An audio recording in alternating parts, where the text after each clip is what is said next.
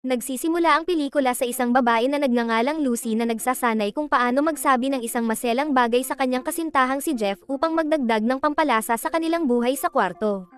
Habang nasa banyo, patuloy niyang sinusubukan itong sabihin ngunit hindi niya masabi ang bahagi ng katawan ng kanyang kasintahan. Sa huli, sumigaw siya ng salita ng ilang beses at isang nahihiyang matandang babae ang pumasok sa tamang oras. Kinahapunan, pumunta si Lucy sa isang tindahan na may perpektong listahan ng mga dapat bilhin. Sa gabi, habang nagpapalakpakan sina Lucy at Jeff, hindi siya nakaramdam ng anumang pagnanais. Mahilig si Lucy sa mga listahan, kaya't nagsimula siyang mag-isip ng isang perpektong listahan na sa tingin niya ay magpapagana sa kanya. Sumigaw siya ng wheat-free waffle sa kalagitnaan ng kanilang kasiyahan, kaya tumayo si Jeff. Sinabi ni Jeff na karamihan sa mga babae ay nagsasabi ng ibang bagay sa mga ganitong pagkakataon, at nauwi sila sa pagtatalo. Pumunta si Jeff sa basement upang ipagpatuloy ang kanyang trabaho bilang video game tester, dahil iniisip niyang hindi interesado si Lucy sa palakpakan. Nagpa siya si Lucy na pakalmayan ang kanyang galit sa pamamagitan ng pagtugtog ng biolin, kaya't inilabas niya ang mga nota sa kanyang laptop ngunit biglang namatay ito. Pumunta si Lucy sa garahe upang kunin ang kanyang kordon, ngunit nakita niyang natutulog si Jeff habang may kakaiba na video sa kanyang laptop. Ginaising niya ito at kinumpranta tungkol sa pinapanood niya, ngunit hindi ito masyadong pinapansin ni Jeff. Galit si Lucy dahil pakiramdam niya ay binabastos at inaapi ng mga ganitong video ang mga kagaya niya, pero para kay Jeff, ito ay isang likhang sining. Nauwi sila sa pagtatalo, at sinabi ni Lucy na hindi siya makikipagkompetensya sa mga perpektong babae sa computer. Kaya't kailangan niyang pumili sa pagitan ng mga video at sa kanya. Kinabukasan, nalate si Lucy sa isang kasal kung saan dapat tumugtog ang kanyang grupo. Habang tumutugtog, biglang naglabas ng dumi ang kabayong nagdala sa nobya sa gitna ng kasal, kaya't kinailangang linisin ito ng mga organizer. Habang nangyayari ito, nag-uusap ang grupo ng musiko at napansin nilang umiiyak si Lucy. Ikinwento ni Lucy na iniwan siya ni Jeff. Sinabi ng kanyang mga kaibigang sina Priscilla at Nessa na normal lang para sa mga lalaki na manood ng ganong video. Nag-usap sila tungkol sa mga libro at laruan, ngunit wala palang karanasan si Lucy sa mga bagay na ito. Pagkatapos, bumalik si Lucy sa banyo upang gumawa ng pampaganya na listahan ng mga bagay na kailangan niyang gawin upang magkaroon ng karagdagang karanasan. Nang matapos siya, muli siyang nagsanay sa pagsasalita ng mga maseselang bagay, at muling pumasok ang parehong matandang babae, na ikinahihiya ni Lucy. Samantala, narinig ng groomsman na si Grant si Lucy na sumisigaw sa kanyang sarili habang nagtatalo, kaya't pinuntahan niya ito. Nakita niyang nakaupo sa sahig si Lucy, pero sinabi niyang nagsasanay siya ng isang meditation chant, kahit na hindi ito pinaniwalaan ni Grant. Nagkaroon sila ng masayang usapan, at bumalik si Lucy upang tumugtog muli sa kasal. Kinagabihan, nagkaroon ng masamang pangitain si Lucy tungkol sa pagkawala niyang mag-isa sa kanyang bahay dahil napuno ito ng mga hindi natapos na listahan at hindi ng pagmamahal, dulot ng kanyang kawalan ng interes sa palakpakan. Kaagad siyang bumili ng ilang pampalakpakan na libro. Sa kalaunan, nagtago siya sa ilalim ng kanyang kumot upang basahin ang isa sa mga libro at hirap siyang huminga dahil sa nararamdaman niya. Kinabukasan, inanyayahan ni Lucy sina Priscilla at Nessa na sumama sa kanya upang bumili ng ilang bagay sa isang tindahan ng mga masiselang laruan. Sa tindahan, bumili sina Nessa at Priscilla ng isang gumagalaw na makina, habang naglilibot si Lucy sa tindahan. Aksidenteng natamba ni Lucy ang ilang bagay, at sa di sinasadyang pagkakataon, nabunggo niya si Grant na nakita ang kanyang listahan. Sinabi niya kay Grant na nandoon siya para bumili ng mga bagay para sa Mother's Day shopping list. Sinabi ni Grant na gumagawa siya ng isang proyekto sa tindahan dahil isa siyang arkitekto. Gumamit si Grant ng malaking salita, at nanaginip ng gising si Lucy tungkol sa kanila. Kasama si Nessa, pumunta sila kay Grant habang nahihirapan si Lucy sa kanyang namamagang labi dahil naglagay siya ng lip gloss na nakita niya sa counter. Habang nag-uusap sila, dumating ang isang customer upang bumili ng cream para sa kanyang rocket. Ipinagmamalaki ni Lucy na gusto niya ang produkto dahil inilagay niya ito sa kanyang labi. Nagtaka ang mga lalaki kung bakit may dagta para sa lalaki sa labi ni Lucy, kaya't nagmadali siyang linisin ito. Pumunta si Grant upang ibigay sa kanya ang yelo sa banyo at hiningi ang kanyang numero. Pagkatapos, bumalik ang mga babae sa kotse dala ang kanilang mga nabiling gamit. Matapos ito, kinansela ni Lucy ang pagpunta sa tindahan ng mga maselang laruan mula sa kanyang listahan. Kinagabihan, sinamahan ni Lucy ang kaibigan niyang si Paul mula sa kanyang music group sa isang Central Dance Club. Habang nandoon sila, sinubukan ni Lucy na sabihing malamig at madilim ang lugar, pero sinubukan ni Paul siyang patahimikin upang hindi siya mapahiya. Nang lumapit ang isa sa mga babae kay Lucy upang bigyan siya ng personal na performance, inilagay ni Lucy ang pera sa damit ng babae ngunit sinubukan niyang suriin ang natitirang pera sa kanyang palda para sa sukli. Dahil dito, inisip ng babae na sinusubukan siyang pagnakawan. Kinabukasan, pumunta ang mga babae sa isang pulong tungkol sa mga masiselang laruan.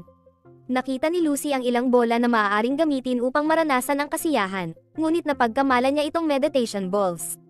Pagkatapos, habang tumutugtog sa isang event na inayos ni Grant, huminto si Lucy sa pagtugtog dahil nahulog ang isa sa mga bola mula sa kanya. Tumawa si Priscilla sa kalagayan ni Lucy at sinubukan siyang tulungan sa banyo bago mahulog ang natitirang 2 bola. Habang papunta sa banyo, sinalubong sila ni Grant kaya sinadya ni Priscilla na iwan si Lucy kasama siya. Hiniling ni Grant na sumayaw sila habang pinipilit ni Lucy na pigilan ang paghulog ng mga bola. Habang nagsasayaw sila, inaakit siya ni Grant at nahulog ang isang bola sa paa ni Grant pero sinipa ito ni Lucy palayo. Inimbitahan siya ni Grant sa hapunan at nahulog ang huling bola, ngunit sinipa ito ni Lucy ng malayo kaya nabasag ang isang baso ng isang Pranses.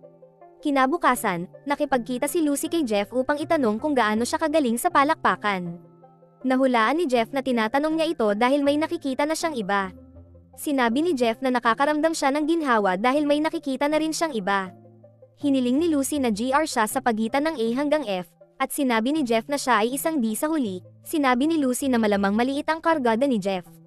Matapos iyon, pumunta si Lucy at Priscilla sa isang seminar tungkol sa masiselang kasiyahan. Habang naroon sila, sumali si Nessa at nagsimulang umiyak tungkol sa kung paano siya iniwan ng kanyang batang kasintahan para sa isang babaeng kaedad nito.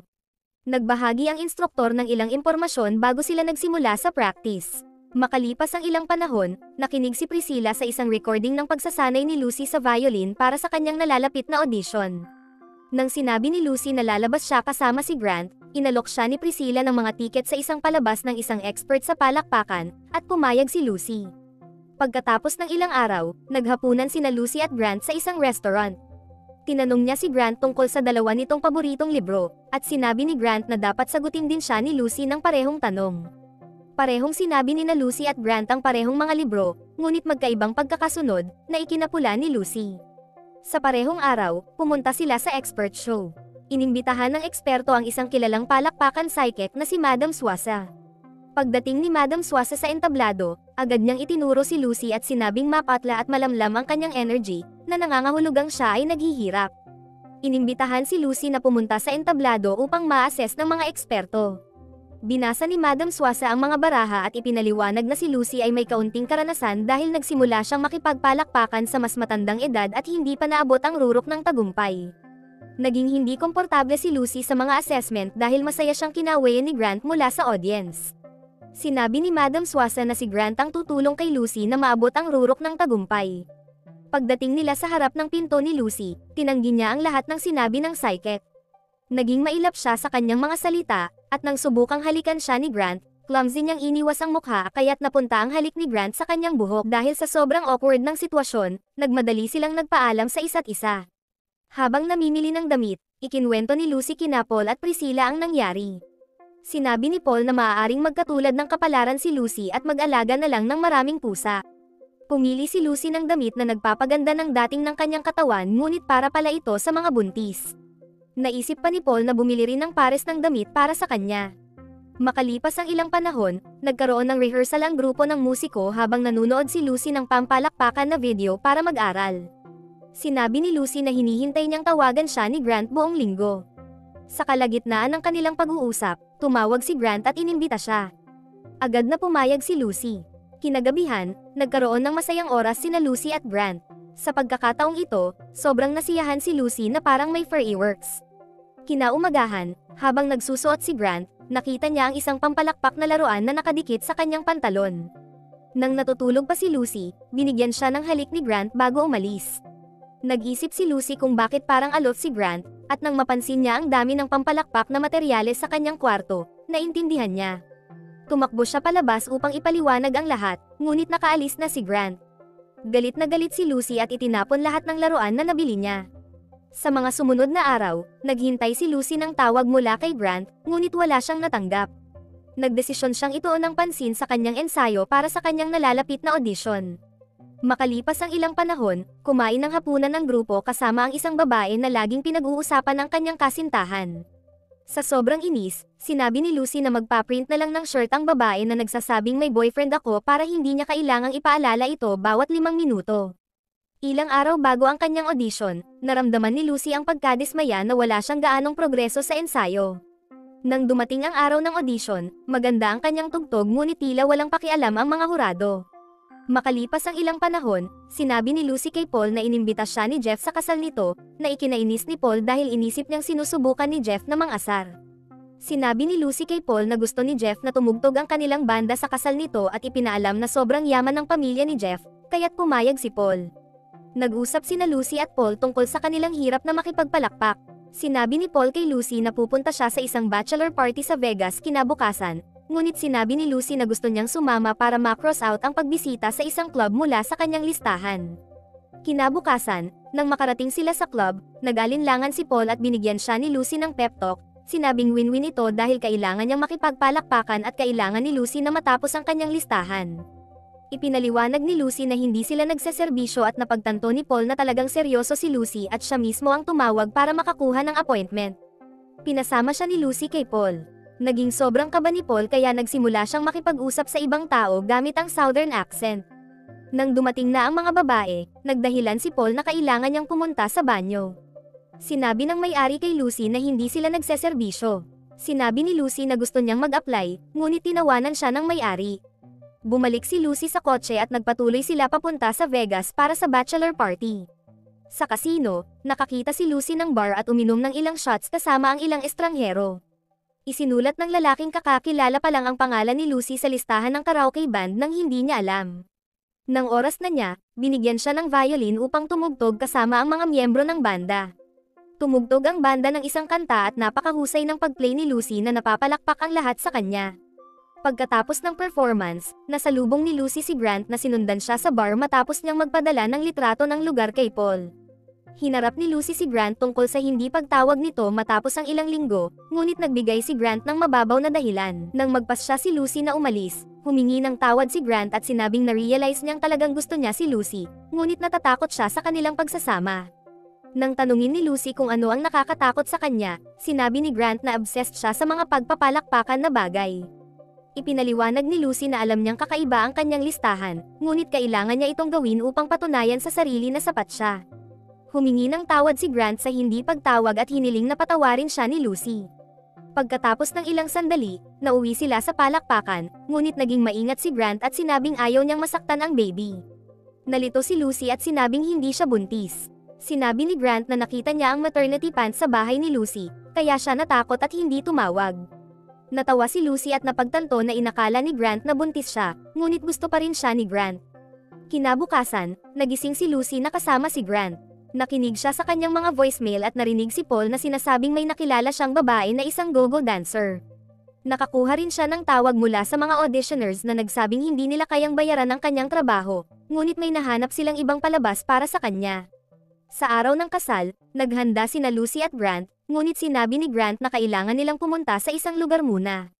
Dinala ni Grant si Lucy sa isang event dahil ang huling nasa listahan niya ay makilala ang isang film actress. Inalok ni Honey, ang aktres, na pirmahan ng isang autograph para kay Lucy, ngunit hiniling ni Lucy na pirmahan ito para sa iba na mas magpapahalaga dito. Sa kasal, lahat ay nagsasayaw at masayang masaya.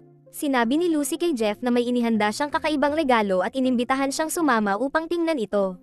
Nang hindi niya makita ang regalo, biglang lumabas si Honey na may dalang signed autograph. Halos maiyak si Jeff, ngunit napagtanto niyang kasal na siya kaya't umalis. Biglang sumulpot si Paul at tumigil nang makilala si Honey, at agad silang sumayaw.